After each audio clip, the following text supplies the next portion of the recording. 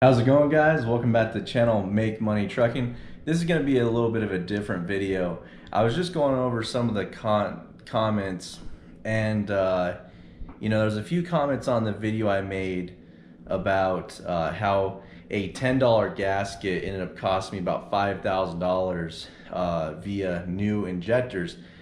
And I'm just wondering if I got tricked into buying injectors, or if the injector had actually gone bad or not. I've had a few comments on this video, and so it kind of reminded me of it, so I wanted to make a quick video reaching out to you guys for maybe your help.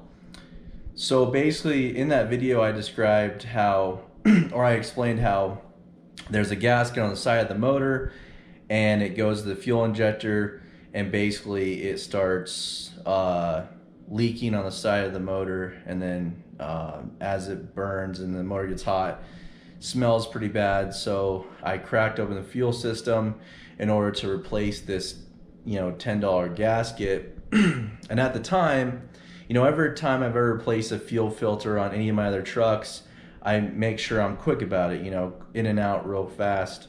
So with this one, I actually left it open because I got called out to another job, and right after I cracked that puppy open, I got called out, had to go deal with the driver and whatnot. So it was at least a few hours, and it was late at night too. So I went back over there later that night. It was about 11 o'clock or midnight.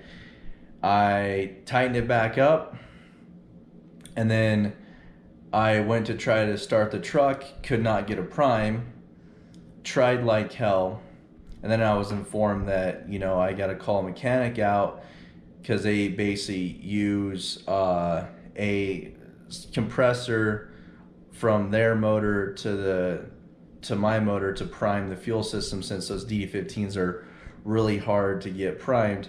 Now since then, I have been informed by you guys and some other people that there is a way to prime it. It's just a pain in the butt. You got to pump that thing about 500 times, which I know me and my driver, we pumped it quite a few times, but maybe it wasn't 500, but it was definitely in the area of 100 to 200 times. And they said that it'll fire right up. So, but anyways, that's irrelevant. So we put the gasket back on, we tried pumping it, we tried firing it, we just couldn't get a prime. We may or may not have tried a little bit of ether, still with no luck. And so I called out a mobile mechanic from the Freightliner dealership, because that is a Freightliner, and we just couldn't find anybody else in the area that had that priming hose and compressor from their truck side. So on the medium duty service trucks, they actually have a primed line that they plug into their side and then into your truck, and it primes and it fires right up. So upon the mechanic coming out, now granted, I am mechanically inclined, but I'm not a fully 10, 20 year veteran in diesel service. So he comes out there, I explain what we had done. So he pulls up his laptop and he goes to start priming the truck, and then the truck just still won't fire or won't turn over. And he said, hey, he showed me the graph on the screen of the one of the injectors was intermittent, so I had dropped an injector. Now my question to you guys is, and this is still kind of a mystery, and like I said, I was just going through comments, and this really reminded me of this. I wonder if I got tricked into buying injectors for the truck, and maybe that mechanic was fooling me. But what I don't understand about it is he did his test. He ran the I'm not going to get into it because I don't know exactly correct terms, but he ran a flow test. He said that there was an anomaly and there was an intermittent part. So meaning that he said that means that you dropped an injector. And with the DD15s, you can't really decipher which injector it is, like the Detroit 60 series. That's why I like my Detroit 60 series so much.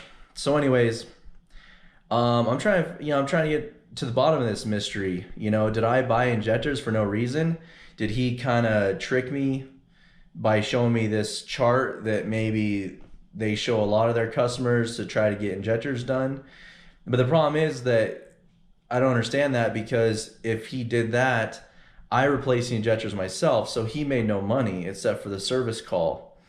So yeah, if you guys have any information on this and can let me know, I'm still curious myself as to, you know, if I got tricked into buying injectors. But then the trick's really on him, because he didn't get any money. You know, he didn't get to replace injectors. I did that myself.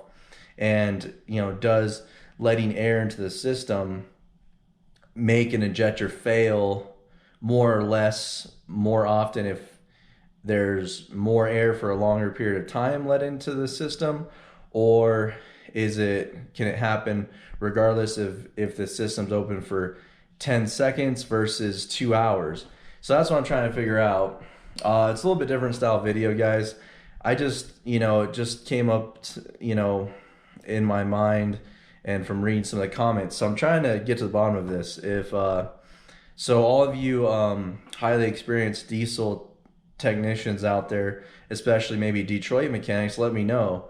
Because as far as what they told me, this happens all the time. And they even told me that this will happen even during regular service intervals of just replacing a fuel and water filter, you know, the fuel filters and water filters. And for that brief amount of time, you can lose an injector. So that's all I got. You know, I'm kind of curious, you know, it's a mystery. You know, did I get tricked into buying injectors, or is this a common thing that happens and it was just due to bad luck? And also I'm wondering, is there a difference between leaving the fuel system open for 10 seconds versus 2 hours, and if that can cause a failure?